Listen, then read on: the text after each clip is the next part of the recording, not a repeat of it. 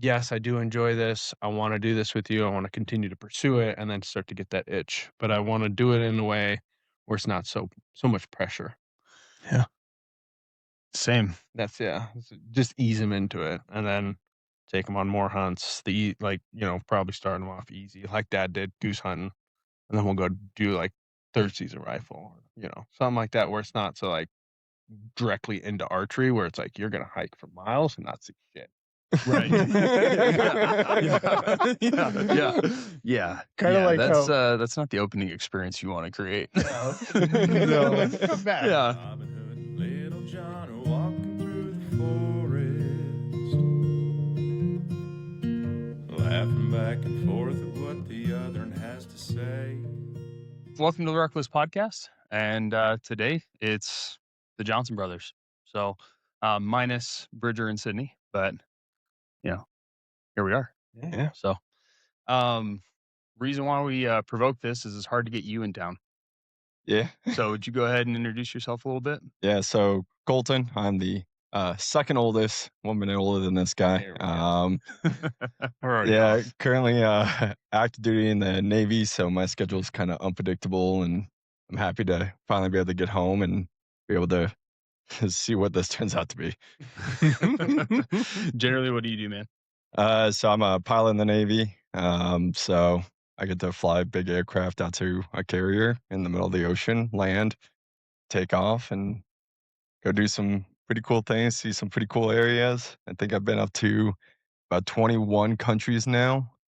In my coming up on 8 years of service, which has kind of been one of my goals, was to see the world, and I've definitely gotten to do that. So it's been awesome. I didn't know you're north of 20. That's That's why I think I'm sub 4. Christian, you've been on before. Yep. But yeah, a round robin on you, bud. Back again, Christian. I am, like he said, he's a bit older than me, so I'm the third of the 4. Been on one show, just a firefighter in Greeley. Really big into this whole hunting thing and sharing it with these guys. Soon to be father. And yeah, that's pretty much it in a nutshell. So yeah. Todd Red. I am the youngest of the 4, and then I have a 11-month-old, about to be 1. First time on the podcast. Thanks for having me. Yeah, dude. Kind of wraps it up for me. Nah, dude, what do you do? I'm your an own entrepreneur. businesses. Yeah. I own laundromats, and I own 5 in Colorado, looking to expand to other states. But yeah, that's the goal. It's crazy how all 4 of us have like totally different backgrounds, came from the same household, and do totally different things. Yeah. Yeah. But something I wanted to poke on while we got the time, because like one of the things I think is cool about the podcast setting is being able to, direct the conversation in a way that maybe we don't do. It's just hard to get uninterrupted time and ask some of these questions. So I know the fact that there's like no service out here sucks. And it's beautiful. Yeah. So I wanted to poke a little bit first off on Cole. Hunting's a newer thing that you've started to spend time with, but it was super cool this year to catch all the pictures and all the intention that you put into going to chase ducks. I was pumped. Yeah. I mean, fortunately, I have Cole out there in Virginia with me since the Navy can't seem to separate us, and he's been trying to get me to go duck hunting for the last several years, and I've just been deployed. So this year was kind of the first year where it was like, oh, I can actually throw some time down to do this, and he just had his little one, so it was kind of a break for him / hey, I'm going to try to do as much as I can before he arrives, because I know what's coming down the chute. And it was awesome. Like, first time going out there, and we're just sitting on in a blind, and we hear all the ducks. Like, we're there before sun. We start hearing them wake up, and we're just like, oh boy, this can be fun. And then a little woody just lands right in front of me. It's just chilling. I'm just watching it because I'm like, this is so cool. Like, I'm just happy to be out here. And Cole just looks at me. He's like, shoot. And so I shot at it. I flipped it, I think. It skidded off, and we thought, okay, it's down. We'll collect it later. Like, we're in a small pond. I can wade across this whole thing, and that was a mistake. Later on, we tried to go collect it, and that thing Gone. turned into a roadrunner and just was gone. And we were like, well, that's unfortunate. And that was my introduction to duck hunting. And I was like, oh, we're doing this again. But now I've been fortunate enough to do a little bit of just hunting off of a pond, and then we actually had the opportunity a couple times this year to go hunt open water, like sea ducks and stuff, which was a whole different experience. Just because you see them flying, and they do not, like, they're just skidding across the water, and you're like, okay, well, if they get close enough, I guess we start shooting, and then by the end of the day, you're just like, oh, set it down range. If I get one, I get one. Yeah. But no, yeah, it's awesome, and hopefully I get more chance to do that. And then we've talked about doing some deer hunting out in Virginia, where I currently live, and I just met another buddy who does a lot of photography and videography hunts, and so I've been talking to him, and we're trying to figure out going up and doing some hunting. He'll probably be my intro to archery out there, which that'll be a whole nother Oh, you'll get hooked just like experience. that. Yeah, you're about to ruin your own life. Yeah. But Yeah. it's worth it. It's worth it. What tripped the trigger though, man? Like I mean, so we've all had access to Christian, Yeah. the instigator of the whole thing, and dude, what actually tripped the trigger, man? What was I think I'm honestly actually what gonna tripped take the time. trigger for me was honestly getting the photos of the hunts you guys were doing. Like the constant updates of, oh, we're going hunting, we're gonna go do this, we're gonna go do this, pictures of your guys' kills and stuff like that. I was like, what am I missing here? Like, obviously I can't go necessarily all the time. Like, I haven't been able to go hunting with you guys except for the one time we went geese hunting together, I guess twice when we were little, which that was more try not to freeze type scenario. Yeah. And then obviously with Dad and Cole's family out at the property here in Colorado. But getting those pictures and videos, and unfortunately, like, I never really got the opportunity to hunt with Dad as much, but I'd get the pictures of you guys out there hunting with him, and I was kind of like, man, I want to know what that feels like. I miss that portion of that life. Like, me and Dad did a lot of fishing, but not hunting. So I was like, I'm just gonna dip my toe into it. And obviously, Christian here was talking about his duck hunts and all that. I was like, I like ducks. Dude, when you started sending me pictures of like, hey, are these good waders? What do you think about this shotgun? I was like, oh, snap. The dude's in. Here we go. Yeah, that shotgun sat for about 2 years before I actually used it. Yeah. But no, it's just seeing your guys' enjoyment with it. And I was like, I have to kind of see what this is about. I have to explore it a little bit more. Like, I will always know that fly fishing is peaceful for me, and I can always go back to fly fishing and tying flies and just that whole setup. But I was like, I had to see kind of what this hunting is like. Like, because prior to that, the only time I got anything was when me and you sat in the snow, and I fell asleep, I'm pretty sure. And then the next thing you know, it was like, hey, look over to your right. And I was like, oh, this is happening. And then I had Christian's AR, and I got a little trigger happy, but we Smoked got the dog. Hey, that coyote ate a lot. There was not much suffering that went on. It was a quick it was quick. Yeah. But yeah. That was a 4-hour hunt for one dog. Hey, man, that's how it goes sometimes. But yeah, I just want to see kind of what it was about. And, you know, I've always enjoyed, just even if I don't get anything, just getting outside and being out in nature and just appreciating what is around you and what you get to see and experience. And I kind of was missing that with all my deployments. So it's just kind of like, well, it gets me outside. It's something I haven't done before. I get to do it with my best friend. Like, Yeah. there's no losing. I could walk away empty-handed. I'm like, this was a great day. Yeah. Oh, you did. You sent pictures some of those days where you're like, hey, man, we got skunked, but check out the sunrise. And I was like, that's pretty sick. Yeah. Or like, hey, we only killed one duck, and it's just a green winged teal. And he's just like, check this thing out. I'm getting it mounted. I'm like, yes, dude, absolutely mount that duck. Like, this is what it's about. Like, it's more about those memories, and like you were saying, like getting outside, enjoying it. Doesn't matter if you're fly fishing or you're hunting. Like the company is, I think, a huge part of why we all do it. But then also that draw to like get outside, challenge yourself, find your peace, do all that kind of stuff, and just enjoy it. And like what Dad would always say is like stop, smell the roses, or like take a second to look where you're at, kind of thing. Yeah. That was huge. But yeah. That didn't start clicking with me until Oh God. I mean, it's been the last couple of years. It was like look down and start beating feet. Like you didn't care. Well, and like you also get wrapped up too. Like when you're first starting a little bit. I remember you and I, when we were living together over in Fort Collins. Yeah. We ripped your mounts off the wall and we started taping them out.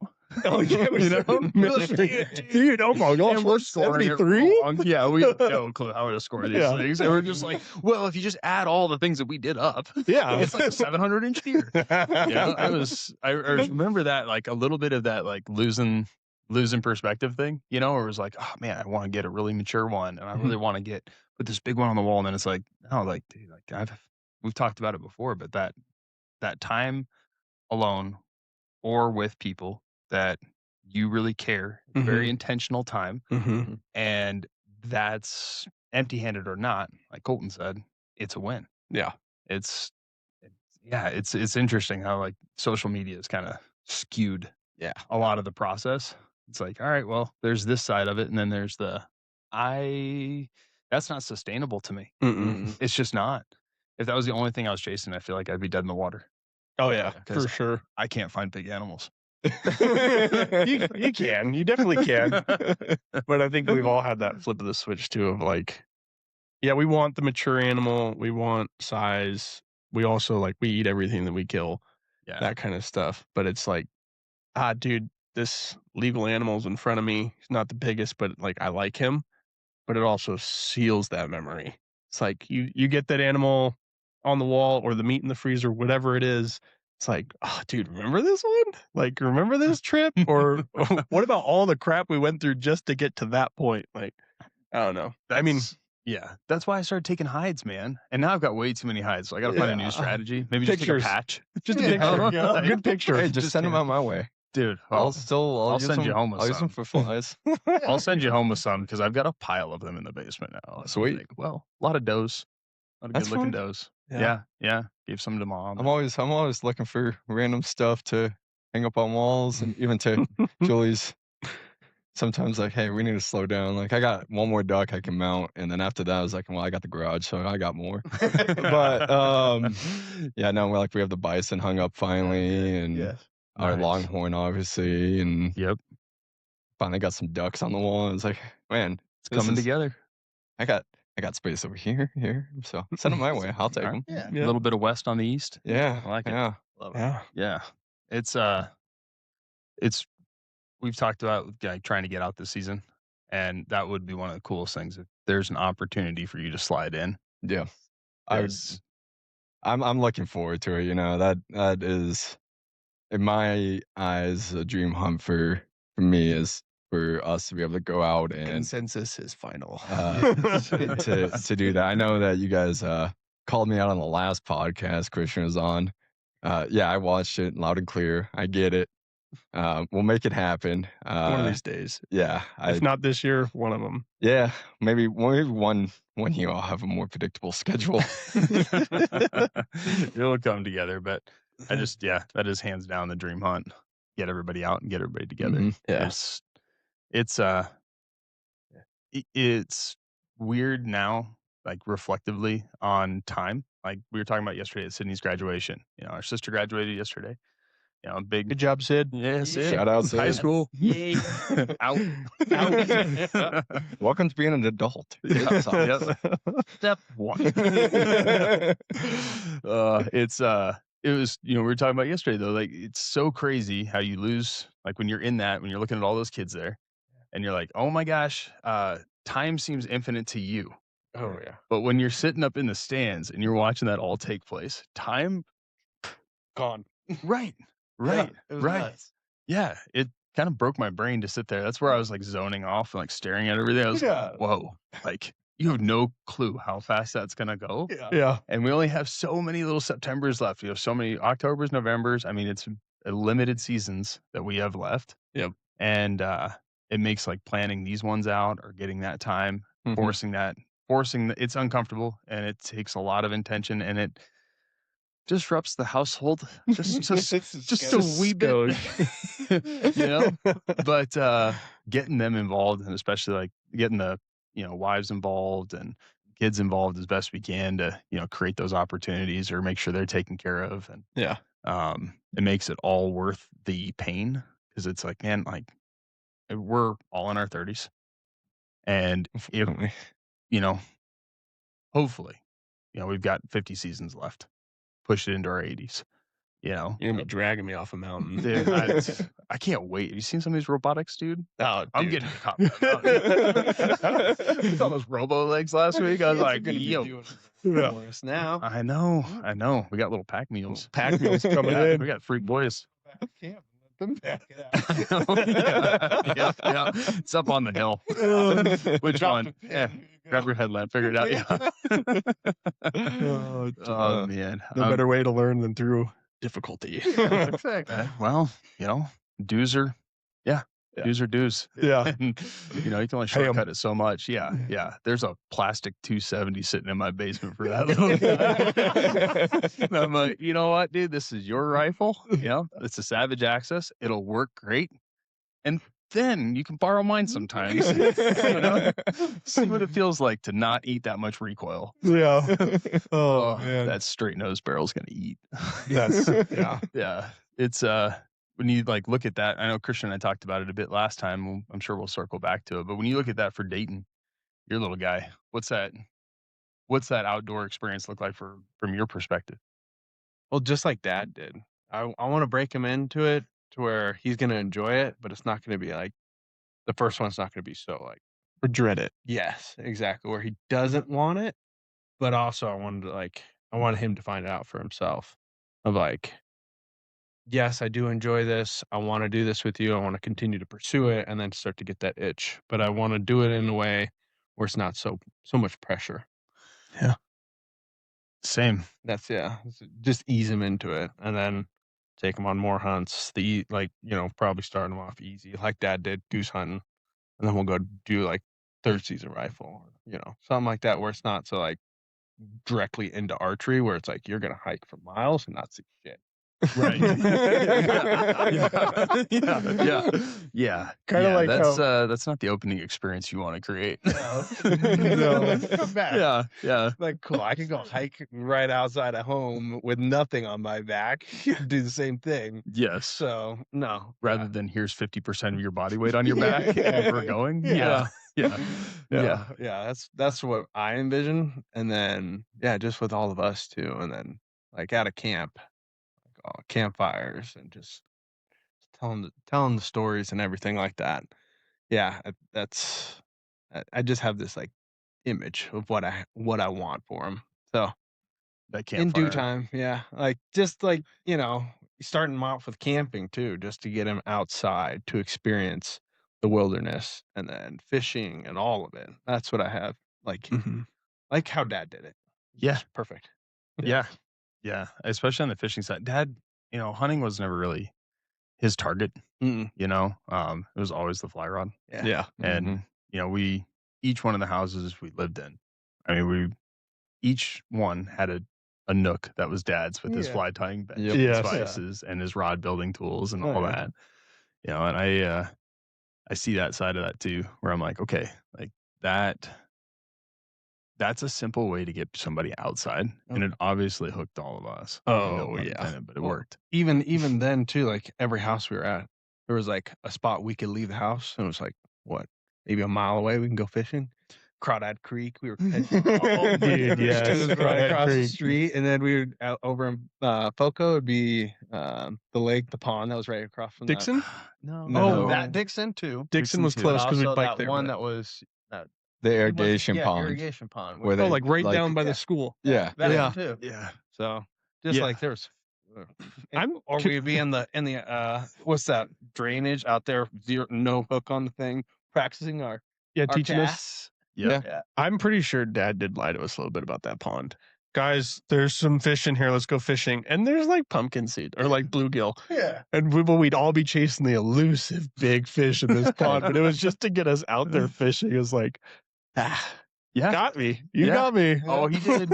He did. Got us outside. Yeah. Got us excited over the little. Yeah. That's what's cool about being up north here too. Oh, Oh yeah. There's so much access to water. The opportunity's endless. Yeah. Yeah. If I would have known what I know now when I first got my driver's license, I wouldn't have been at high school. I wouldn't have graduated. Yeah. I'd have been a high school dropout, Yep. no GED. Yeah. But a master of the woods. Yeah. I would have absolutely been living out of that Ford Ranger. Yeah. Oh my goodness. That old 95. Yeah. Crawdad Creek, I forgot about that. You remember when we caught all those and we tried to dump them in the lake up there in Yeah. In Walden, and they all died. Well, there was that shop in town that also would buy like crawdads from people because it was a bait shop. And Yep. so that's when Dad got the little pump for the cooler. It's like, okay, like if sure, you guys go catch them and we'll go sell them. Yeah. You know what? We tried. We tried. It was that lake up there. I mean, on our little cabin property, that lake, trying to grow fish in that thing, never successfully done it. No. That's not There's true. a couple. There's some I think now we've got some sort of a science to it, but no one believed me for the longest time when we didn't restock that. I was like, One Eye Willie that you hooked the eye out of, he's Yeah. still alive in there. And no one believed me. I was like, he's in here. And then your buddy Trent came up and caught him. And I just remember being like, I told you guys. I was not lying. Proof. Look, he's missing an eye. Congrats, you That caught is the true. one Some fish. of the in browns pond. some of the browns you pulled out of there are. There's some monsters in there. Yeah, that's true. They're That's very true. picky. They're picky fish. But I mean, now I think it's like kind of figured it out with like species in there and restocking it and shrimp and minnows, and like the system in that lake now is thriving to the point where it's like, all right, there's some good fish in there. But up until we did that, there was maybe 5 fish total at one point, and then I'm pretty sure there was one, and still no one believed me until finally your buddy Trent came up and caught him, and I was like, oh gosh, I knew I was right. Yeah. That learning curve as a kid too, when you're trying to figure out, like, you don't know what you're doing, you just know fish eat stuff. Yes. It's shiny. Yeah. I would eat it. Yeah. lures you're throwing out there. Yeah. Yeah. Bigger the lure, the bigger the fish. Absolutely. Castmaster Z-Ray, Yeah. time together. Yeah. Yeah. And that I'm excited to get up there with you guys this year. Yeah. Like that. And get B. You got Evan coming. Yeah. Hopefully, if it works out, you can be there. Yeah, if we'll not, see. like it'll still be on the radar as the dream home, but like just a camp with the Johnson boys. And then eventually, not just the older Johnson boys, but the next generation. And like, you know, it might not happen every year, but at least like it's on the radar for something that we can do when it works out. Like, yeah, because same boat, like I've already got visions for little Christian coming out. It's like, all right, dude, this is the expectation, but I just got to ease you into this because you're not going to be crazy like Dad right out the gate. But like, yeah, it's going to be exciting. You were part of the instigation. You were a part of Christian instigating you. Yeah. Like, so how was that how did Christian sucker you in to bow hiking? This will be so much fun. There's no hard thing about it. What is it? It was the first Second time- season deer. Yeah. It was after that. That was like For the archery. for archery. Yeah, because we were up at the cabin. This is before you broke both your arms. The day before. Yeah, the day before. And then you were down in like some creek and you had a bugle just like 15 yards away, and you were Oh, well, we were working down that edge, and it was with Brian, and it was like my first I had a bow for bow fishing, and then I realized you can hunt animals with it, Mhm. and so I was like, oh, dude, let's hunt the cabin. That'd be so cool. We go down below the cabin, and I spooked out like 20 deer. And I was like, oh my gosh. So I start cow calling to stop them because I'm like, oh, what if there's elk here? I didn't know anything. Like, I did not know Yeah. anything about elk hunting. And then I threw those cow calls out, and a bugle ripped off, and it shook me to my core. Yeah. And I was like, oh, this is what elk hunting is. And Brian obviously screwed it up, but that bull came charging down that hill. I bugled, and it probably sounded like a kazoo, but he bugled right back at me, and I'm just sitting there like, And I just see Brian over here, like taking his pack off, and like he's giving me the sign, like there's cows over here, and I'm like, don't shoot the cow. There's a bull coming. Do you hear what I hear? And then and then that's when I went bought a OTC tag down to town. Yep. And I was like, all right, I'm gonna do it too. Yeah. Hiked to the woods. I did. This is because you went to the hospital to get your arm. Yeah, that night I go falling 12 feet, break my arms. Then you're like, sorry. And I was like, well, here's my bow. Go get them. Yeah. So then I went out there with Brian. I saw just some fresh cow shit, and then I was like, okay, they're close. And I was just stoked. And then we hiked around for like 4 miles and didn't see anything. And I was like, okay, well. And then the next year after that. No, it was later that season we went up with Mason. Yeah, I had my cast, but I was like, I'll be the caller, dude. You take the bow. Yeah, and we were up. We got up on a ridge, and we had no idea what we were doing. But we were glassing just open faces. We're basically glassing the neighborhoods. When we come to think about, like, I have that picture still on my phone. Like, there's me and my cast, Cody there too. We're just glassing over, and when you think about it, we're like, dude, we're glassing the roads.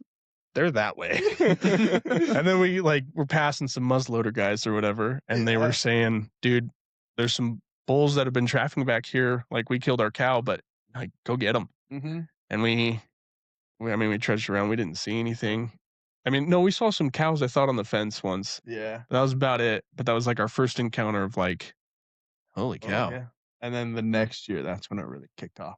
Yeah. And then every year after that, it's just more and more learning, more and more like getting into it. And then the backpacking part of it and like getting selective who we brought with us. Yeah. And then it just went down this fucking rabbit hole. Yeah. Hey, guess what? We were in that meadow and we heard a stick snap and we were facing the wrong way. And I'm looking over here. I'm like, yes. Because I was hearing it too. And then I look behind me and just a monster. And it's like 30 yards away from you. You're looking this way and you're about to reveal. I'm like sitting there. I'm like, I had this bow that might go 50 yards. I'm looking, Griffin, look to your left. Come on, bro. It's right there. And you came around that tree and it was like, I was like, did you see him? Like, I know we heard that. I know there was an elk in this tiny tree grove. And he like paused. He's looking at me and I'm like, this is weird. The elk should be that way. Why is he looking my direction? He comes like kind of trotting over to me. He's like, did you see that? I'm like, what are you talking about? And he like looks at the ground, stands here, looks over. He's like, yeah, about 30 yards right there. Big bull drop tine. I was like, it was massive. What? So then we go into an absolute panic. Yeah. We go trudging through a beaver pond to try and think we can cut this bull off because Cody's like, he didn't run. He's not that spooked. He was just like, what idiots. Yeah. Just walked that direction. I was like, okay, we're going to get to the top of this mountain and hook that way. We're going to cut him off. And we go trudging through the beaver pond, go up a face like this and make it to the logging road. We're both huffing. We put our bow down. Like, we're like, oh my gosh. And then Cody goes, Christian. And we look down the path, the road, and there's 2 raghorns standing there. We're like, oh crap. We go scrambling for the bow. They take off and we're like, let's keep going. And we just hoof it up to the top of the mountain. And I think I remember we counted 11 bull encounters that day. And then that day haunts me to this day. Like, I think about the time we're standing there, I don't know, we're 9 bulls in, blowing this up, calling, don't know what we're doing, we're learning, and we're standing there and I'm showing Cody on the map. I'm like, dude, look at where we're at. This is where we're going. We keep running into bulls. One of these is going to pan out. We just got to slow down. And Cody goes, I think there's an elk looking at us. And we look at each other and then I look over and there's a bull at 10 yards. Staring at us while we're looking at our phone. And Cody, he doesn't see Cody. He's looking directly at me and Cody draws. And I go, don't take that shot. Because from my angle, it looked like hard quarter 2 or just like a crappy shot. Right. I'm like, okay. So he listens to me because obviously I'm the ringleader. I brought him into this. Like, I should know what I'm talking about, right? No, not a clue, dude. And then I go stand where he was, and I beat myself up. I still beat myself up. That could have been our first bull, 2nd year in, just a solid, like, little rag 5x5 at 10 yards. Like, this thing had no clue. I think he had an issue, but it was just stared. We had enough time to mess around, and then me tell Cody to not, and then Cody lets down, and the bull like swirls out, gone. Well, even then, I was like, I have a pin for 10. Where do I hold it? Yeah. And the then learning curve is so steep. oh, dude, I took all of those and then like 1,000 other situations like those to kind of, I wouldn't even say we have it figured out. We just have our wits about us a little bit, like a little bit of an edge. Because, I mean, gosh, dude, I don't know how many elk we've blown out in the last, how many years were we doing that? I have no. 7? 8? I don't know. And then it turned into, hey, guess what, dude? We can go antelope hunting a whole month before elk hunting to like get better at stalking and just the opportunity to draw at animals and get better for elk hunting. And then that turned into its own thing too of like, dude, let's go chase these goats. Like it goes goats, then elk, then rifle season. Oh, yeah. And goats again when elk hunting gets frustrated. Yeah. When the elk woods are dead, well, we know we're going to see goats. I just want to see something on force. Yeah. Oh, Yeah. man. It is so cool to see. Like, so you guys were in it way before, and then you guys provoked me into the bow hunting side of it. Yeah. I've watched the slippery slope on that. Oh, yeah. For sure. For sure. My first year up, my first year archery, I went solo and bombed out, did my thing, messed up. I don't know how many encounters. I Yep. mean, I had piles of encounters. It was insane. I was in elk for 8 days straight, screwed up every encounter, right? And it's like they know. They're like, that one's harmless. He's still got his training wheels on. We can do whatever we want. We'll just hang out right here. They were 800 yards from my camper. Like the first 3 days wasn't in elk at all. I was like, no, there's no elk around here. And I bombed miles back by myself in the total wrong direction. And I was like, okay, yeah, there's no elk over here. I'll go refit back in my camper. I'm sitting there and I hear bugles right below my camper. I was like, these are stupid hunters, man. It's after dark. What are you doing down there? You know? And I'm sitting there at night and I'm just ripping back and forth with them. I'm like, oh, I'm messing with these hunters, you know? Like, yeah, well, no, wake up, go down there just to go say, you know, what up to the guys in camp. There's no camp down there. There's bulls. Yeah. Walk down there in Crocs and a bow. That didn't go out well. Then spent the next 8 days, that day and the remainder, with elk all around my camper. Yeah. All around it. And messed up every single one of those. Yeah. You don't know what you're getting into till you're sitting there looking at it. And even, you know, years like last year too, where I had these opportunities that came up, still botched them. But you get a little bit keener sense of like what you're doing. Yeah. And that's like the keener sense is where you guys were at with my first year. Is that year, you two. That's when we called you for a pack out on 2 bulls. 2 bulls in 36 hours. Yeah. Yeah. Oh, man. Cloud 9 doesn't even come close to touching where we were. Well, keep it on Cloud 9. Don't give location, but dude, No. run that. Oh, I wanted you can run it. Yeah, because I've never heard it from Cody's perspective. I've heard Christian's side of this. Well, okay. So that first day we hike in there up just a crap hill right off the rip. Oh, Got yeah. to the top, we're like, okay. Type 2 fun. Here we go. And then, I don't know, what, an hour in? 3 hours? Well, we sat and had breakfast. Yeah, we had breakfast in the meadow, and then we started hiking up a hill, bugling, and then out of nowhere, as typical, the quiet raghorn comes in. Yep. And then you shoot it. And we both look at each other like, did that just happen? Did we? Wait a second. Yeah. Run that back real quick. Yeah. It was the craziest thing. It came in down from the hill up. We just heard that stick snap. Yeah. And I saw those late, and you were supposed to be shooter, but I was in front throwing a couple cow calls. Oh yeah. And then when you drew, I was like, should I drop back? And you're like, no, just stand there. I was like, okay, I'll just freeze. And then you shot and it hit and it went all the way through. And then I was watching the bull and you were, I don't know, you were I was staring at you like, what just happened? and I look over there like 20 yards. I'm like, no, dude, the thing tipped over right there. You're like, I can't see it. I'm like, okay, let's go over there. Dude, and I think it was like that. Like at that point, a couple years into elk hunting, I think it was like 4 years or so. Yeah. I don't know. And we're just standing over this bull like, We did it. we did it. Yeah. What do I do with my hands? Yeah. Like, and I think the shock was so set in, like, and we were totally not in a hurry at that point. We were like, we're 3 miles in. Mm-hmm. What the heck? Yeah. Day one, Nuts. like we had 7 days of gear on our back, not planning on coming out anytime soon. No. We just got here, like, and we drove through the night, slept in the truck, and hit the trail. Yeah. And then, like, we're just standing over this thing, like, oh my gosh. Like, I didn't even care that it was just a little 5x5 rag. Stupid. I did not have the words, and Cody and I were just like high fiving. Like, as soon as it like set in, like high fiving, dude, let's get pictures. Like, holy cow, this just happened. Let's make phone calls. We got to call dad. We got to call the bros. We got to call everybody.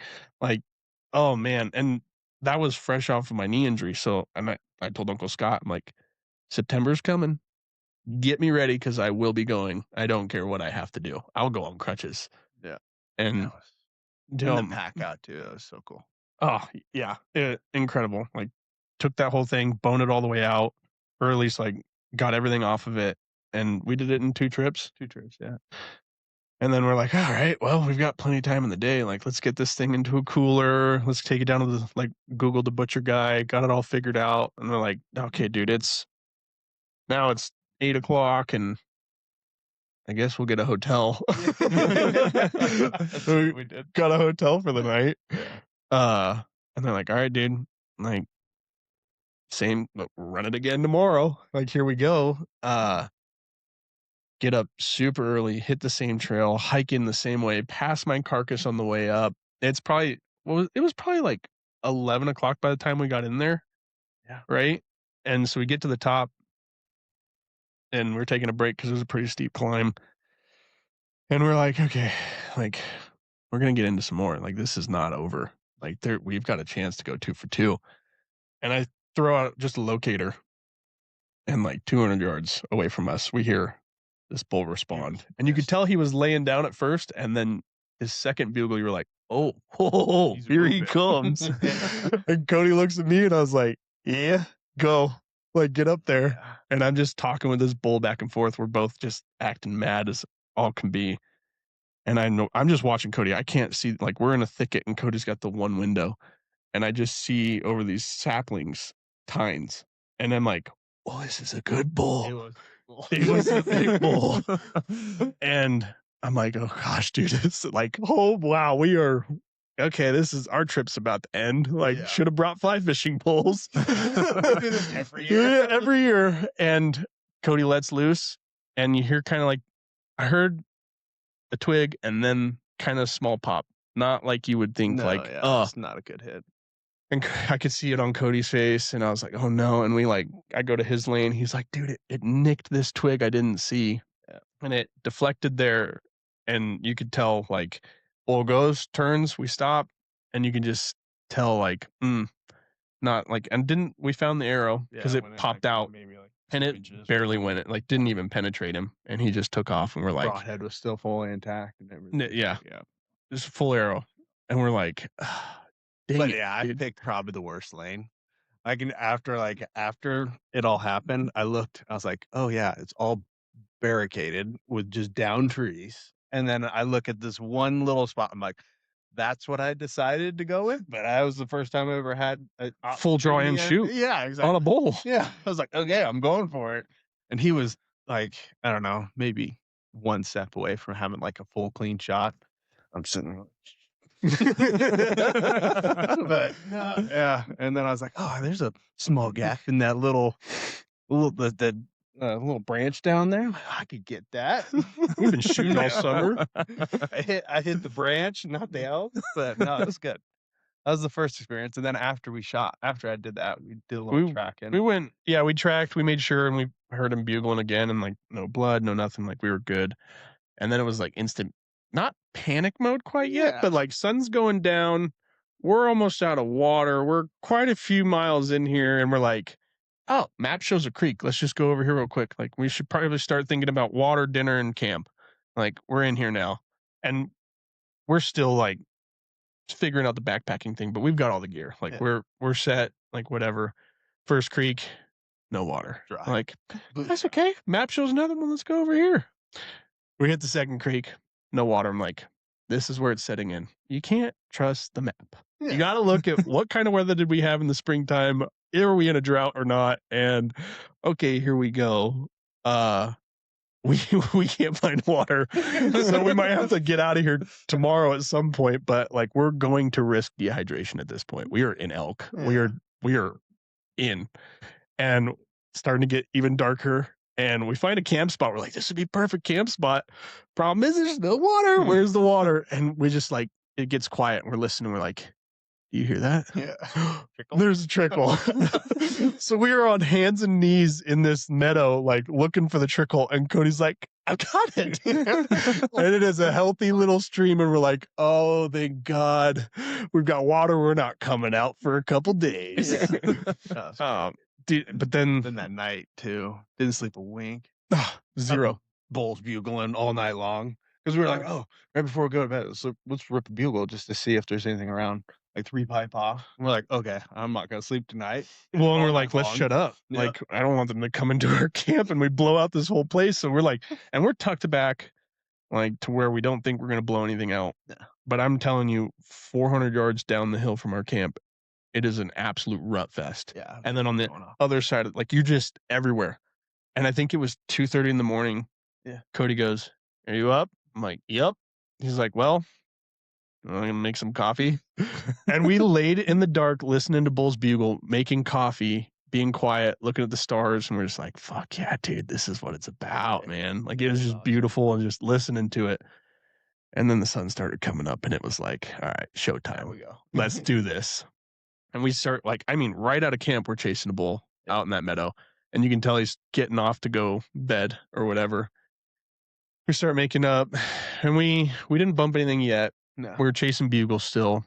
And we get to this point, and it's like this ridge that keeps taking you up to the tippy top, and then there's a drainage over to the left, and it's in a hellhole. Yeah. Like it is sheer faces everywhere except for the far side. It's like a little less steep and open pinyon. And we're like, okay, well, let's see if there's a bull in there because we'll go out that way. And we bugle, bull, Doors. bull, bull. We're like, not even a like, hey, should we do it? It was, we looked and we're like, all right, we're going here. Yeah. And I think we dropped, I don't know, Yeah. 200 feet in elevation off the lip. Yeah. And the dinosaur bugles. Like I've never heard anything so deep, raspy, and just mean. Cool. And I was like, holy crap, Cody's gonna kill the monarch, dude. This is gonna be it. And again, like I'm tucked back, Cody's up in front, we're calling, and he is in our wheelhouse, but it's thick. So we're like, this is gonna be another close shot. Like we gotta figure this out. 5-yard shot if he comes If he comes Yeah. in. And you didn't see him either, No, I did didn't you? see him. But when he Because it whirled, curved. like, and I think the wind had switched just then, but it was just to the point where like we knew like when it switched, we were like parallel to where this bugle is coming from, but it did this swirl, and he had to been like 20 yards just on the other side of these trees. And when it swirled, it sounded like there was a landslide. We're like, oh my gosh, he's gone, but like this thing is crashing through the woods. Mhm.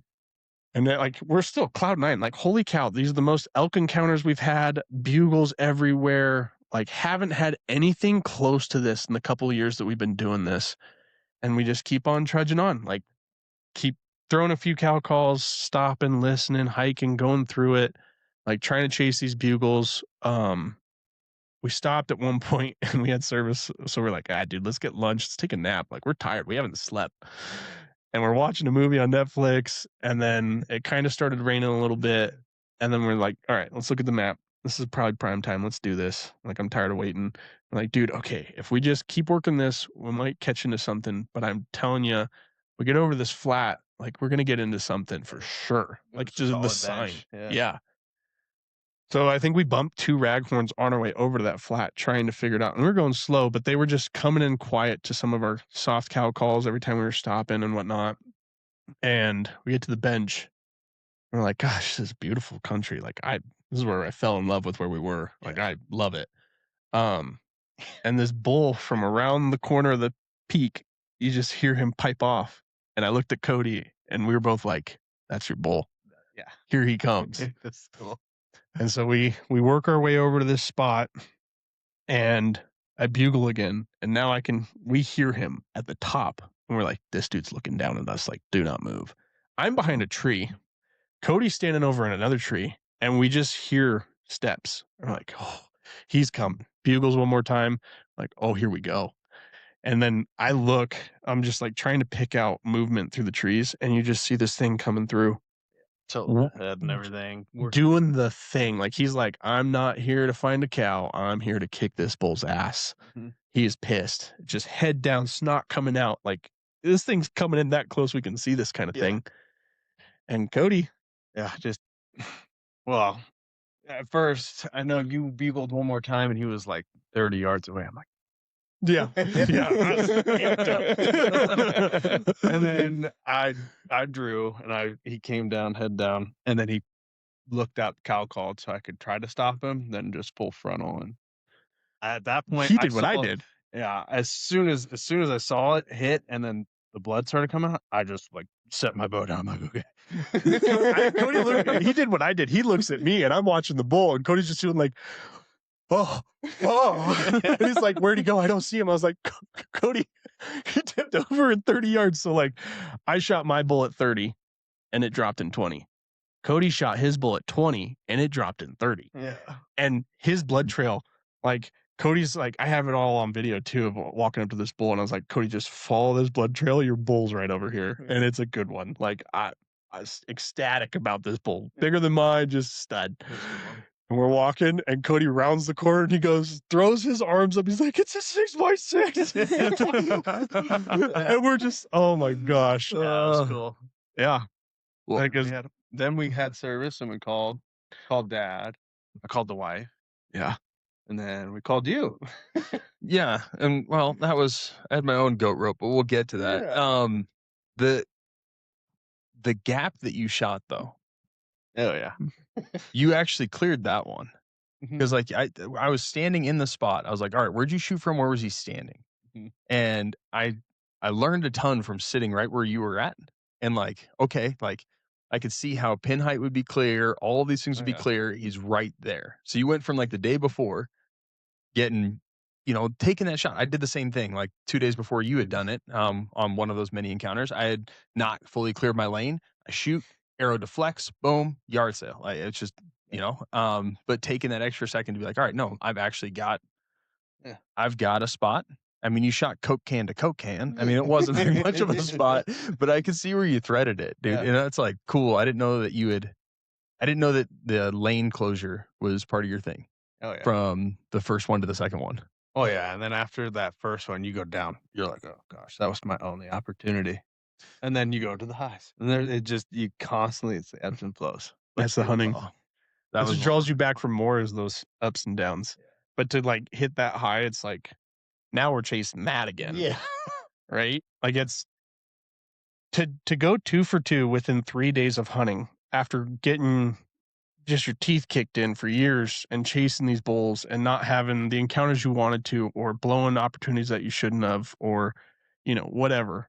To have it come together like that, and like we put in time, scouted equipment, shot our bows from May till season. We did a little bit of goat chasing. Well, I guess I was out on injury, so I don't know if we actually chased a goat, but No, yeah, that's when I drew that antelope tag thing. oh yeah, we totally did. Yep. But then yeah, we were just going for it, and then to have it pan out, I like the utter shock and disbelief at what had just happened. Like nothing short of a miracle by the grace of God that happened. Yeah. I mean, the stars aligned, and it was like, I know we haven't paid our dues that much to get that, but it happened, dude. But it was 36 hours, right? Like bull to bull. It was 36. I don't even know. I know it was under 2 days. Am I? Yes, we planned a because week from when we were out. hiking in to killing, getting mine out, and then getting in the next day. So we had a full 24 hours there, and then it was Yeah, it was about 36 hours from the time we killed my bull to the time he killed his bull. Somewhere in that time. Some give or take a few changes. Don't fact check us, okay? Like it is what it is. Like just we killed 2 bulls and short of nothing of a miracle. So 27 Like- years and then boom, it's over like that. But then like that's 5 years ago, right? Like 4 or 5 years ago. something And how like vivid is that? How easy is that for you to pull up? How like cemented Instant. is that kind of? It's Yeah, nuts what ingrained. this does. Yeah. It's nuts what this does. And Yeah, this it's a guy's core. about to get into it. Yeah. Like, I know. even on stoked. whitetail and stuff, like, or whatever you're gonna chase out there, it's that you are gonna have so much fun and be so mad at the same time. Yeah.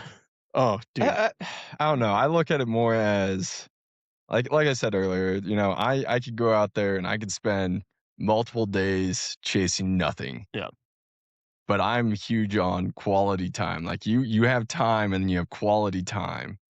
And like we said earlier, like time is limited. And we only have so much of it. But if I can make everything I do about quality time, going out there and just being present and hanging out with who I'm out there with. Mm-hmm.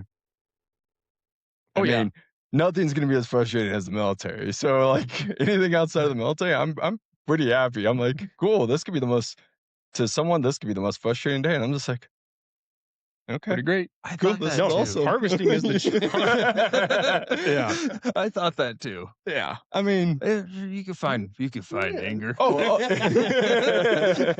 You can find it. Yeah. And if it's it will or it'll find you. One of the two. Yeah, Yeah, the harvest is just the cherry on top, man. It Like is, 100%. Like oh yeah. if we only sought to harvest and do this, like we would have given up Oh yeah. after year 1. Yeah. I mean, like again, it's that quality time, like you're saying, the people you're with, or if you're on your own and you're into that stuff. Like we talked about on the last podcast. I did a solo hunt, and that's awesome. I've done it. I'll probably do it again, but I want to do that? No, because I like to spend my time with my people, doing what we love, and that just the opportunity of being outside. Yeah. And that is my peace. That is my reset. That is who I am to my core.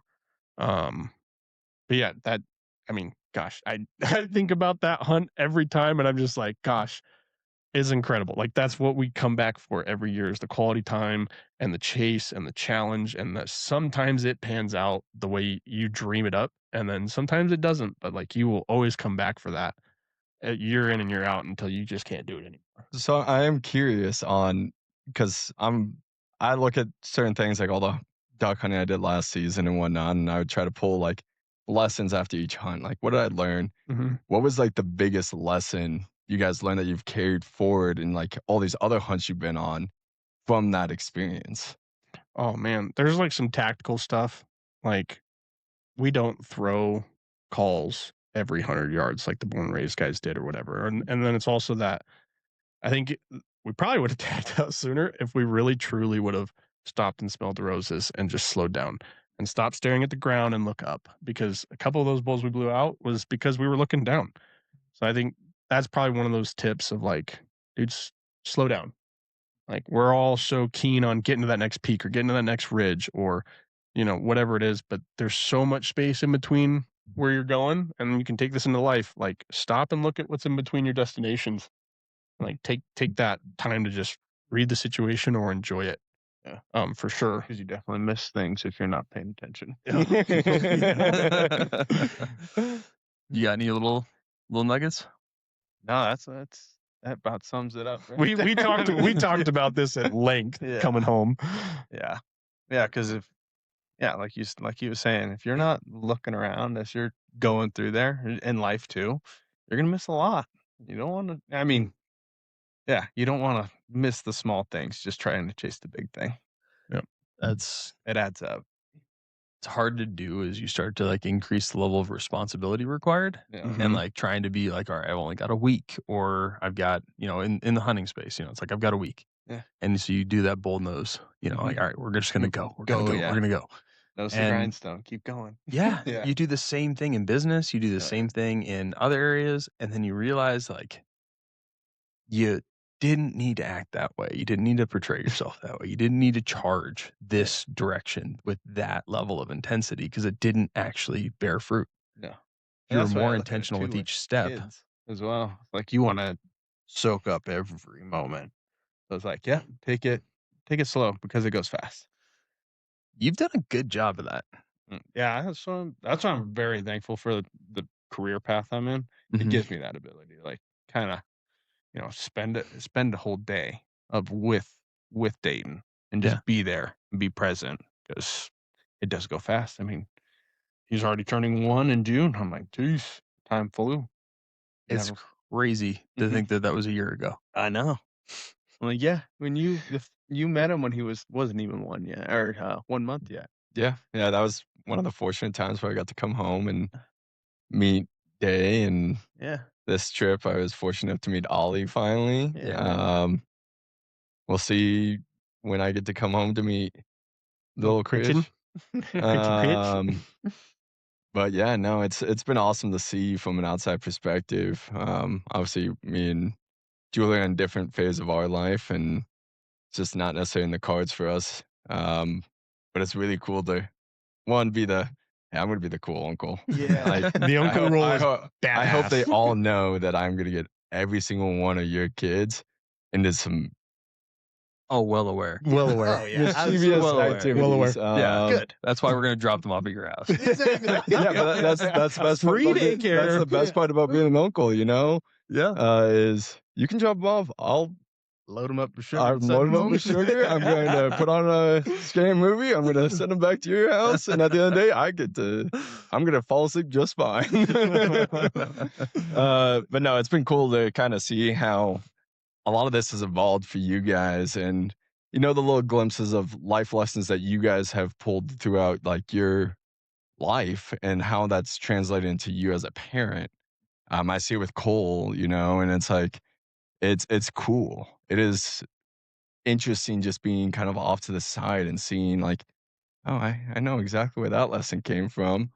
Yeah. Oh, I have a story when you get a little older and can understand things that I'm going to tell you kind of like, well, this is where your dad learned this lesson. And it's just cool. It's fun to be outside looking in a little bit, and obviously there's aspects of it that are unfortunate. Like there's moments where I wish I could be home. Certain activities, like I said, Sid graduated, and I'm like, huh, I missed from this age to this age, and who knows what.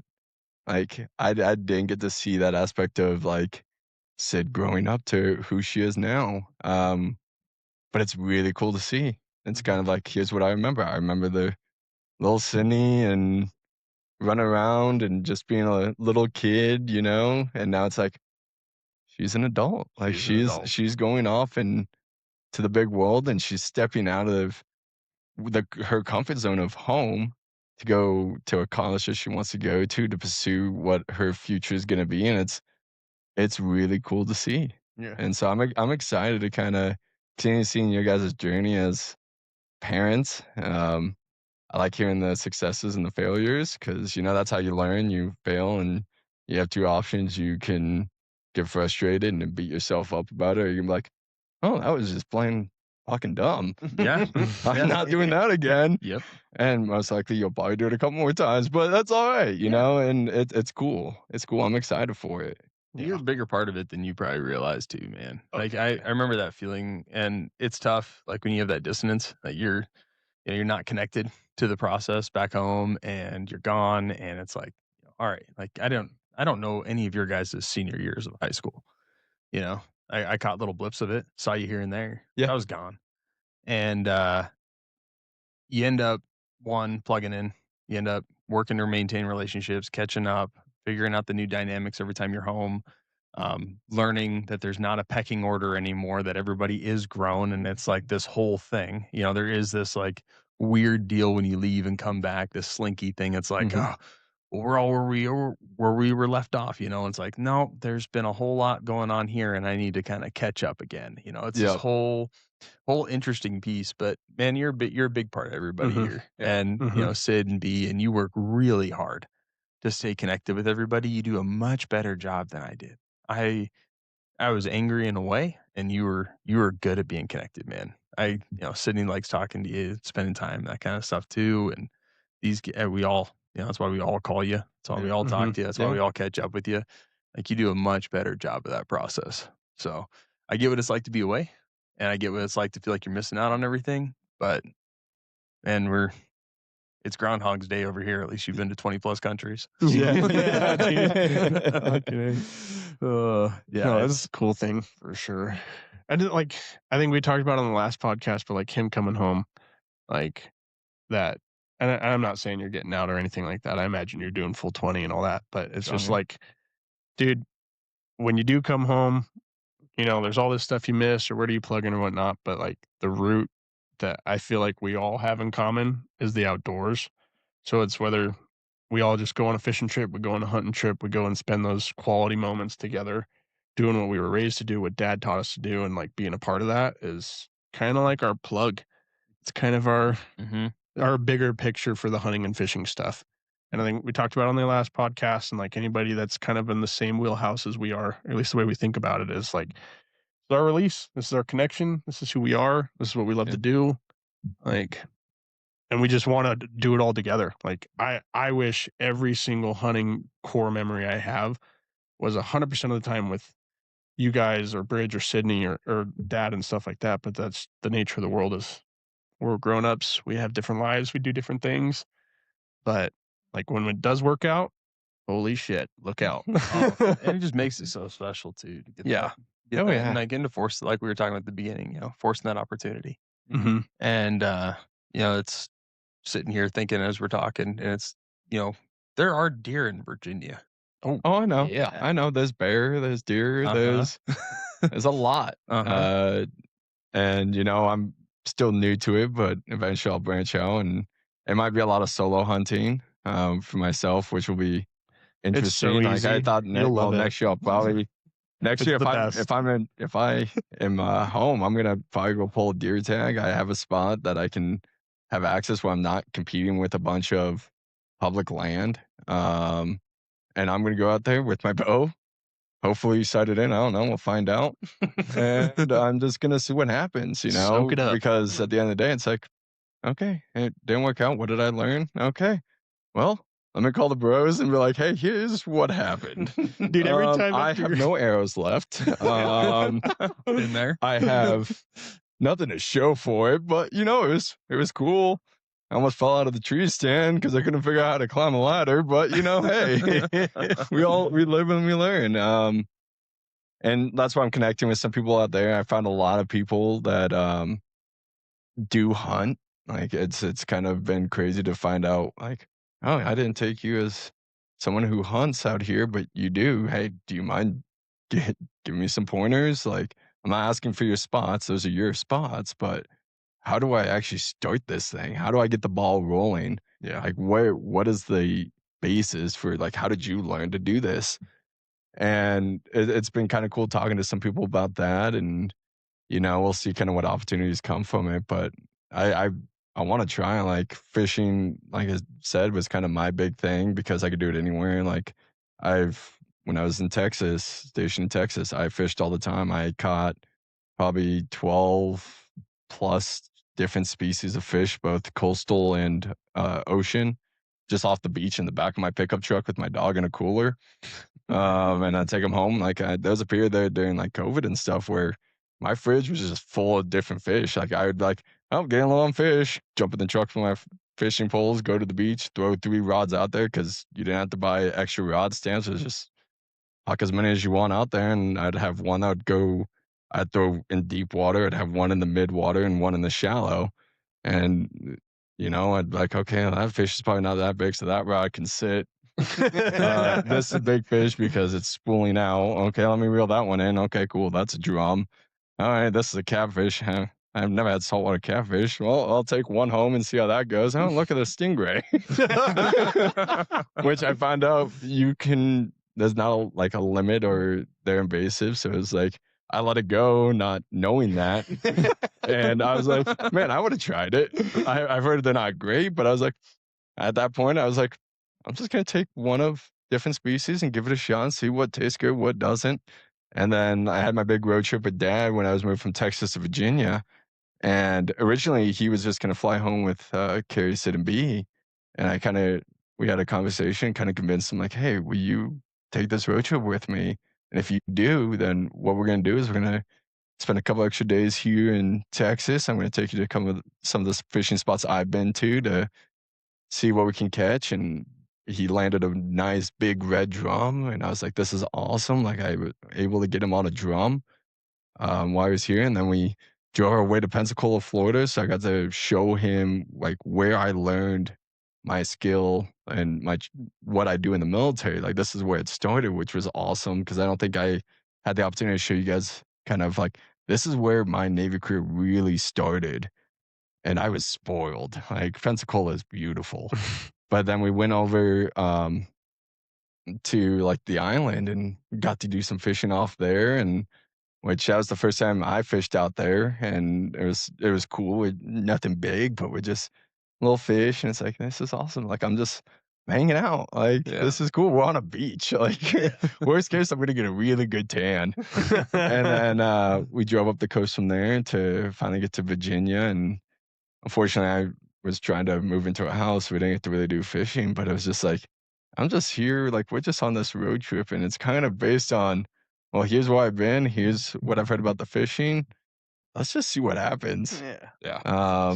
So that was probably one of the cooler trips I've gotten to go on, especially with Dad. And half the time on the drive, we're just dead silent, looking out the windows, just like, oh, this is pretty. Yeah. And it was cool. Like it was one of those trips where it's like you just kind of absorb everything around you, and you're just like, man, we're blessed to live in a country where it's like you can find beautiful little nooks and crannies and these cool experiences no matter where you're at if you're willing to seek them out, if you're willing to like do a little bit of planning and be like, hey, let's go check this out, let's go see this, Yeah. and let's see what happens. Yeah. Like it could be the greatest experience, or it could be one of those where you're like, never fucking doing that again. Like that was a nightmare. But even those are great. They are Yeah. because it's a story. You learn, and it's a Yeah. story. And It's kind of cool. Oh, sorry. there you run Like, it, dude. The perspective of like your outdoor experience and all that. Like we all come collectively from Dad, and then I feel like I dragged these two in, and then they were off to the races on their own. And since you're so far away, you get to do that kind of how do I get into this hunting stuff? Obviously with Cole and your friends and stuff, but like you're kind of doing it on your own from that perspective of someone who doesn't entirely have all the resources right there readily for them. Like you're out there figuring it on your own. And I think we've touched on it in one of the podcasts, and it was like, how does a new guy do this? And you're like a perfect example of like, dude, enjoy the moments, learn from it, and just do a little bit of planning, but you have opportunity everywhere. Yeah. And you don't need the latest and greatest gear or the entire know-hows. Like, dude, just go for it.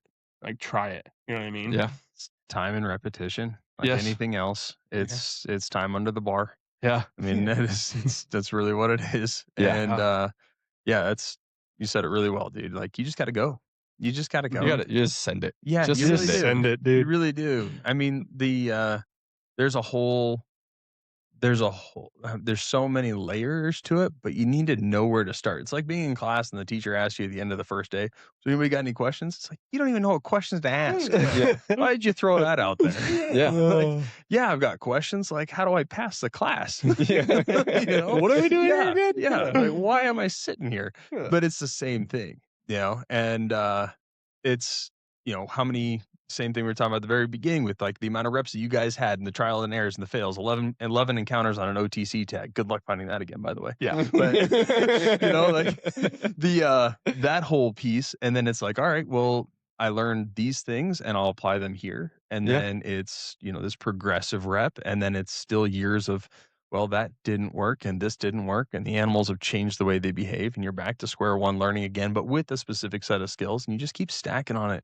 And if you could learn the East Coast for us, that'd be pretty cool. Yeah. I'll try my best. Like That just opens the web. I mean, as far as More opportunity. as far as ducks go, I kind of have a general layout of, hey, what are you trying to get? What do you want to try to shoot? Like, Yeah.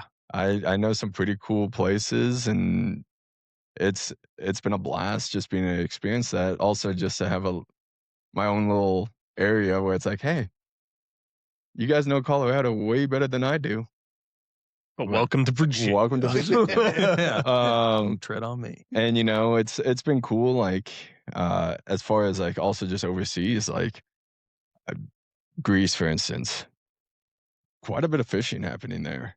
But not how we fish here in the States. It's like, oh, this is kind of like old school, like tie a piece of string to the end of a very long stick and just whip it out there. Like just 2 hands and then just let it sit. And you're just like, oh wow, this is actually just cool to watch. Like I've sat on a bench before just watching a guy fish because I was like, how are you doing that? What are you? Like, What voodoo magic is this? This is cool.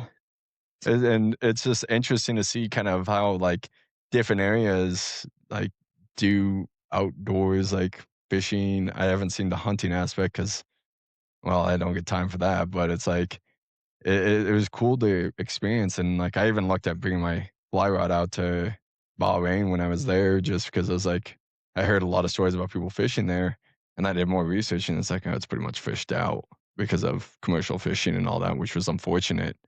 But it was just like, man, I would love to just take my fly rod to different places and just, yeah, I'm just gonna, you guys have a good day. Like, this is my day off. I'll be here in the water. If you don't hear from me, probably by like tomorrow morning, well, Come find me. come find me. I'm probably still out there and lost track of time, or, well, I don't know. Yeah, that I, we for sure overcomplicate things here in the States when it comes Oh, to absolutely. like how to do this. I mean, I was it Meat Eater, like one of the shows, and the guys are hunting with like these like looks like they cut down a piece of willow and put, a cable Yeah. towards it and just start flinging arrows at these fish. And I don't remember if that's who it was, but I think it was Meat Eater who was putting that on. And we we have these whole rigs for bow fishing. I mean, oh well, it's this and this, and your sight compensates for the water and all these. It's like, nah, dude, like you could just go get reps with the little string. Look down Yeah. the shaft and watch for refraction. You're good to go. Yeah. And you might miss. Yeah, you're gonna. You're gonna miss. But eventually, if I figure out the hunting scene in Virginia and have the time to, that'd be awesome. Like, it's cool to live in a different state and also kind of have that realization of eventually, hey, I know they want me to go hunt Colorado and I want to hunt Colorado, but maybe there's a chance I can convince them to come my way. When we try hunting in Virginia, if I ever end up in Florida again, I know a great spot that once again is not necessarily open to the public, but I can get us on and it's unlimited hog. See, and that never, I mean, not never, but not that kind of hog hunting, and that would be fun. I've never done like that kind of like, I guess even like a spot and stock style. Yeah. I know there's a guy who does it with his trad bow. And it's in Brandon Lilly, and it's insane. His stories are insane about doing it with a trad bow. And I'm like, dude, this sounds like so much fun. Yeah. There's this, we are super lucky, and it's hard to like sometimes, especially when things get a little goofy, to remember this piece, but man, there is so much access to the outdoors around here. It is such a gift. I mean, like we're the only country that really has this, Oh, yeah. this ability to just get out and go. And it's medicine. It's like it's crazy how many people spend all their time in the city, maybe go on 1 or 2 hikes, and they're like, oh, this was amazing for me. And then they go right back and they just don't plug back in. They You sit can live behind a in the city, desk but you got to and- go get yeah. out. Yeah. Otherwise, Yeah. you just The true turn into medicine. Oh, it is. Yeah. You rot. Mm-hmm. I mean, it's so easy to rot inside of our jobs, Mm-hmm. especially like in your. I mean, I think your position is probably the hardest one to sit down and say, "I'm going to leave," Oh yeah. because Everyone's like, hey, I need you to do this. I need you to do that. And it's like, I am like, where I'm at. It's like, I am the last resort. Not everyone knows what I can do or what they don't know. Like the traits that I've been doing in the company, they don't know those traits. And I haven't like delegated those tasks yet because I'm not there at that point yet. And it's hard for me to like, here, you can do this now. It's hard to give something off like that you've created to someone else. Like, hey, this is your responsibility now. It's like, I have made this. I don't want to give it up yet. It's your baby. Yeah, exactly. Like, It's like you letting started someone it, else yeah. watch Dayton for a month and like, hey, Yeah. you do all that. I'm like, I can't do that yet. Yeah. Yeah. I completely understand. Well, and you have a way of doing it. Like you know your particular way of doing it and doing it right to like it pretty much almost perfection, right? And then like giving that off to someone and then having to be okay with like, oh, they messed it up. Let them learn. Let them learn. Like that's not tough. step in and be like, hey, no, this is how you do it. Like, no, I learned that way. Yep. Like fixing machines and stuff like that. I just school of YouTube. So Yeah, I mean, but that's something that you probably, Colin, understand too with like the military is that feeling of like, I've gotten like good at certain things within my job. And it's like, how do I give that to someone else? How do I give that responsibility to someone else so that they can learn those skills to learn like, and like giving out tasks like that so that, hey, it's your time. Yeah. It's your time to shine. yeah. And you might mess up, but it's like, that's okay. I'm still here. Like, it's not like I'm just throwing you to the wolves and you're like, best of luck. Yeah. You're on your own. No, but I could see that being hard because I've been there where it's like, you know, I learned something so well. And it's like, okay, it's not my job anymore. And sometimes it's a relief. You're like, it's not my job anymore. That's awesome. And sometimes it's like, oh, but I worked so hard to establish this. Oh, then after that too, you're like, okay, if I give this up, what am I gonna do? Relax. Then you got to go find something new though to be spend more time hunting. I know that's where like the prioritization comes in. It's like, all right, like we're gonna fight for time and create opportunities for time, you know, and like, yeah, unfortunately, you know, money is the blood, you know, that keeps the whole wheel running. Especially when it's your own business. It's like, all right, well, I got to keep blood in the company. Yeah. But you get this opportunity to prioritize these different things. And I mean, I can see it a ton with you and Dayton. Yeah. And to weave that into, I won't call it, it's a lazy term, but it's the using that as like that opportunity for an excuse to go outside too. Oh yeah. Is that doubling down thing that I think I see myself having. It's like, it's not the excuse is the wrong word, but it's the right word. You know what I mean? Yeah. Like, it's like, Yeah. all right, I need to go outside. Why? He needs to go outside. Yeah, exactly. Yeah, exactly. And it's like, yeah. And then, you know, the business piece is like, well, how much is enough? And then how much is too much? And then how do I get, you know, it's that eat your cake and have it too kind of thing, but it's still. Yeah, it's a fine line. It is. Sometimes you're just like, I'm gonna cross the line and not care at all. Oh my gosh. Yeah. Yeah. I've played in that water. Yeah. And I don't regret any of it. No. That's what I learned. Yeah. Like by dipping my toe in that water, like as long as you gotta tighten some things up when you do that. Yeah. But it's worth it. Yeah. You It's tighten worth it up, and then you leave, and you're like, well, it didn't burn down, so we're good. Yeah. And then you kind of realize that you're not that important. Yes. You're And like- that's the real eye opener. You're like, Yeah. wow, they actually can do this without me. And I'm like, okay, Yeah. maybe I'll do this more often. Yeah, exactly. Exactly. Yeah. Because you've done, amongst that, I mean, dude, you've done some solo hunting, but it's been like a 1-day trip. Yeah. Oh, I was pissed off on that one too. So I was at a ranch we did a bunch of work on, and I was told I could hunt this little section that I could go hunt. Yeah, and The I get school up there. section. Yeah, school section. So I'm like, okay, I'll go over there. I'll find a good buck. And Well, I Lo and told you to wait, man. I was like, dude, I'm gonna be off. I'll be up there in the morning, then we'll go punch your tag, dude, and then get you on home or whatever. No. No. I was pissed because he's like, no, I can't have you hunted anymore. I'm like, okay, cool. Can I cross it? He didn't even let me cross. So I was like, okay. I went out, just walked this whole line, and then found a buck just up on this hill. There's 2 bucks that were fighting. And at that point, I was pissed off. It was a blizzard. And I went up there. I was like, all right, whatever one wins this, I'm shooting it. And it, little 3x3, I blasted that thing. I put the whole thing on my back. I got it in. And then I put the whole thing on my back, and I just hiked it back out. And then I was I'm on my way up. I give Cody a call. No answer. I'm like, oh, fuck. Drive a little bit lower. No call. I get to the ranch house. There's Cody. Like he's I think you left before I even got there. No, I was still there. Because then we Oh, drove that's around right. the second day. Yeah. That's right. Because then I get there and I'm like, dude, what are you doing? He's like, I'm filling my tag. I'm like, what are you talking about? We go, oh, sick, dude. Like, do we got to go pack this out? He's like, nope, I got it. I was like, you bagged an entire deer out from where? And he showed me and I'm like, oh my God, dude, you're kidding me. I was like, holy shit. Like, Cody is the fucking pack mule. Like, he can move some weight. Like, from where he Well, we went in there one time, like the same path that we took your buck down your first year, or well, second, whatever.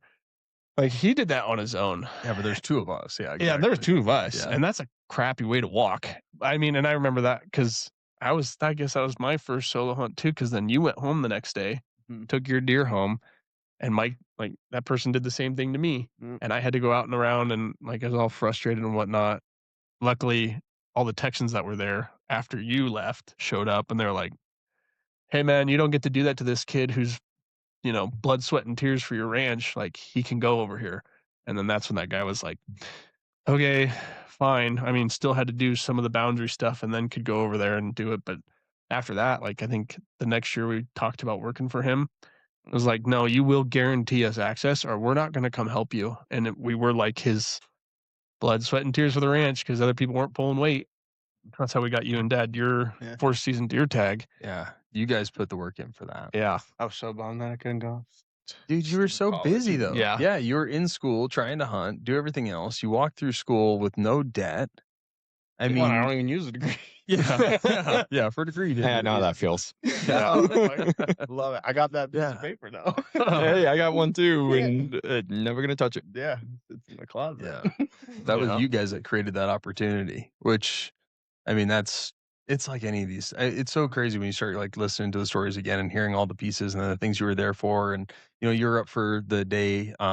The first day with Keegan and everything on that first hunt that I went on with the 30-30 and that whole mess that I told a story about, and side loading, I don't know, however many 30-30 rounds, lobbing them all over the place. But all of those, like, it's crazy how like all those things flash back so clearly, and they're so cemented, and there's so little distractions, and it's like this is how powerful the mind is and how powerful memory is when you're actually connected to where your feet are. Yeah. Like these things hold. I mean, we're not quite. I mean, some of these things are 7-8 years old. These conversations. Oh yeah, it's crazy. Mine's the smells though. Yeah. When I get in the woods and I smell like just the pines. Oof. Oh, how long does it take you for your nose to wake up and your ears Instantly. to wake up and your eyes? The minute I get out of the jungle. Really? Oh, when I get out of town and we like step out that truck to load our stuff up, it's like boom, I have arrived. Like it's incredible the feeling because like down here I'm either stuffy, like partial hearing loss, whatever. But when I get up there, it's like everything's working. Yes. And it's working to potentials I didn't know still existed for my body. Like you're just like, oh wow, I can hear, I can smell, I feel healthy. It's incredible. Yeah.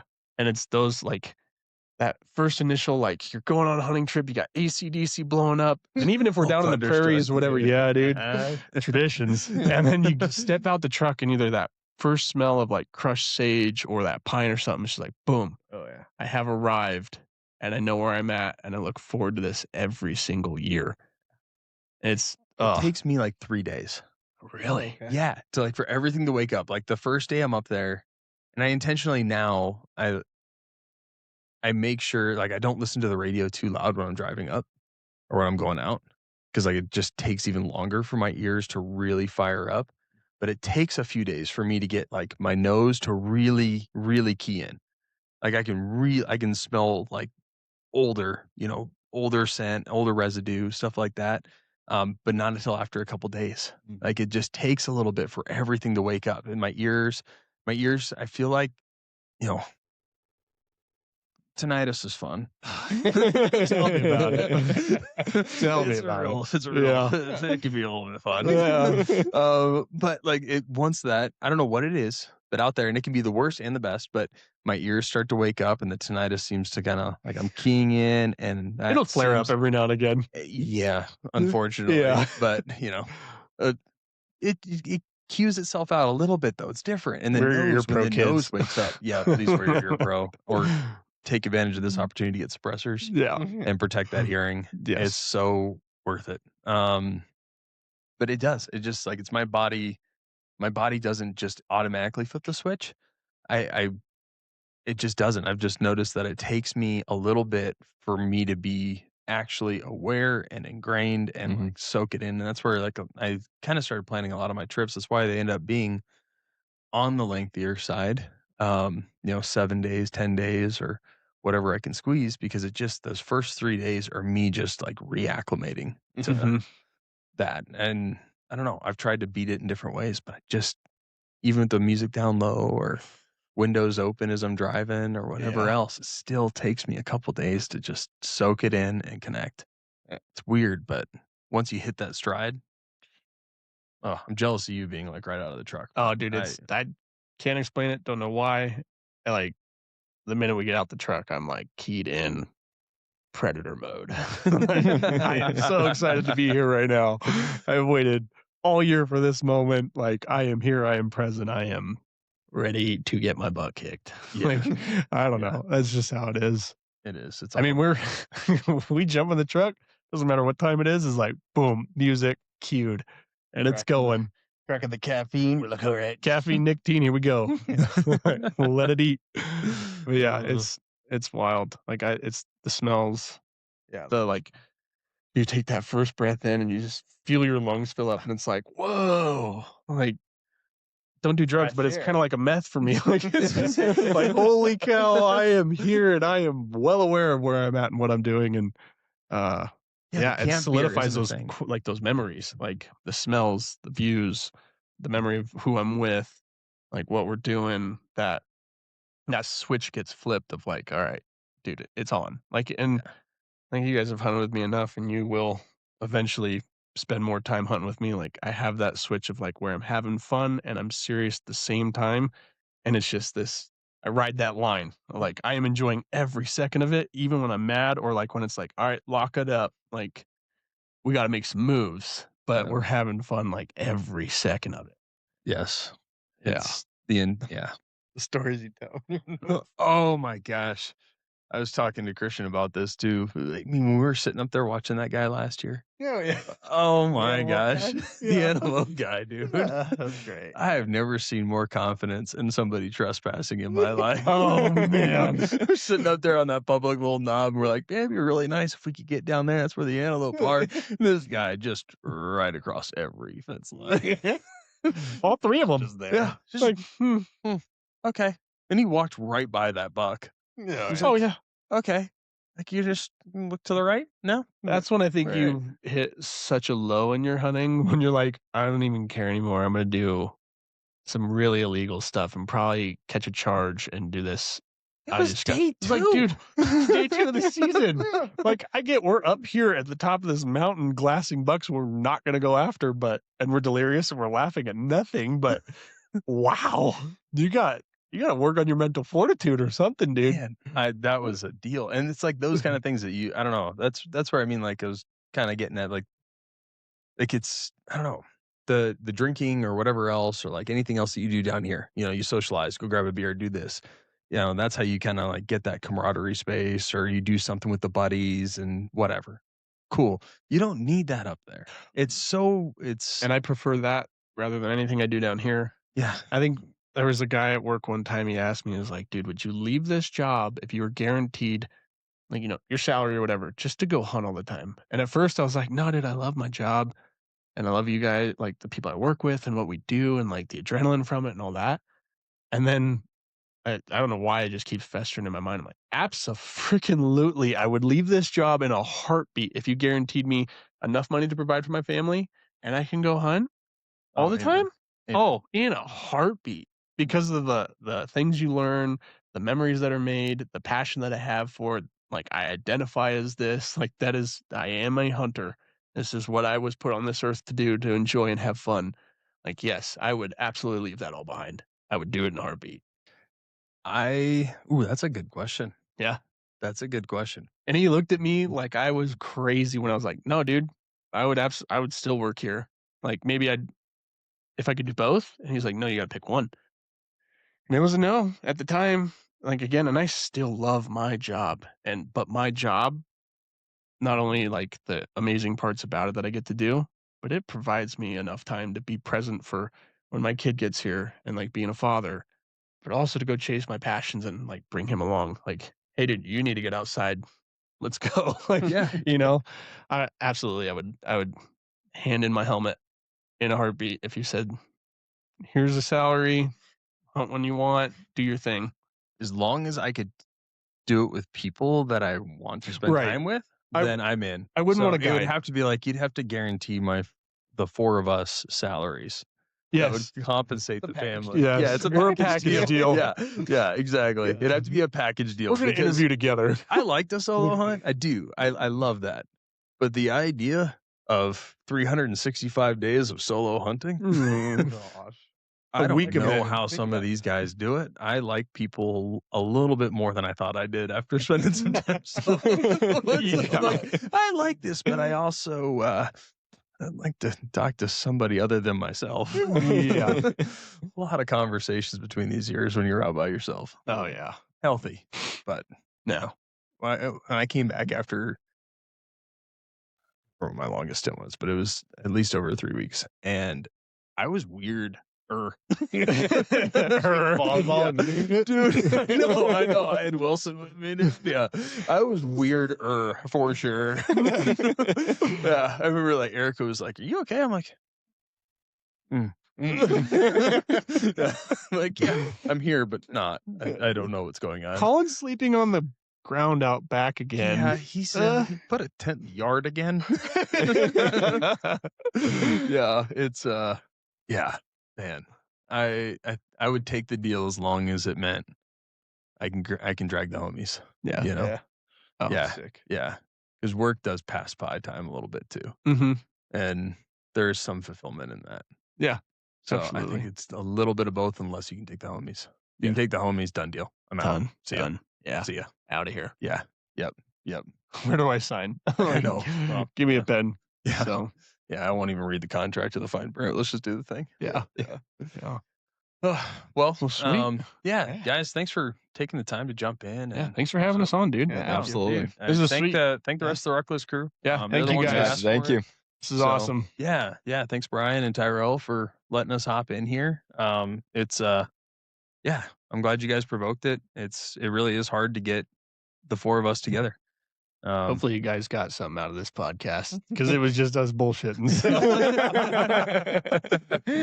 Fun for us, if anything else. Yeah. All right. Love you guys. Yeah. Love you guys too. Ooh, lolly.